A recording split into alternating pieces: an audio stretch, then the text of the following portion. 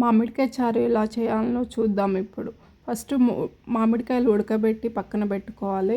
ఇలా మామిడికాయలు స్మాష్ చేసి అందులో ఉన్న పిప్పి అంతా తీసేయాలి.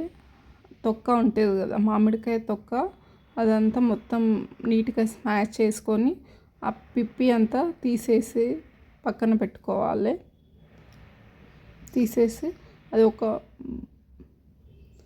బౌల్ తీసుకొని అందులో ఒక టేబుల్ స్పూన్ ఆఫ్ ఆయిల్ వేడయ్యాక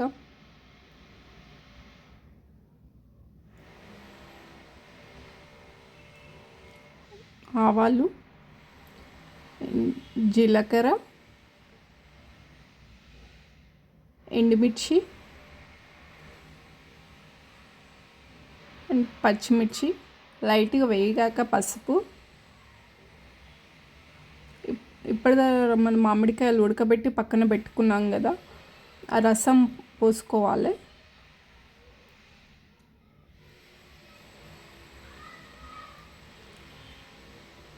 తగినంత ఉప్పు, చక్కెర, ఆనియన్స్, కట్ చేసి పెట్టుకున్న ఆనియన్స్ లైట్గా వేడయ్యాక కొంచెం లైట్గా మరలాలి, ఎక్కువ మరలియొద్దు మామిడికాయ చారుని.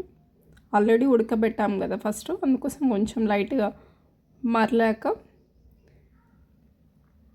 ధనియాల పొడి వేసుకోవాలి. ఒకటి టేబుల్ స్పూన్ ఆఫ్ ధనియాల పొడి,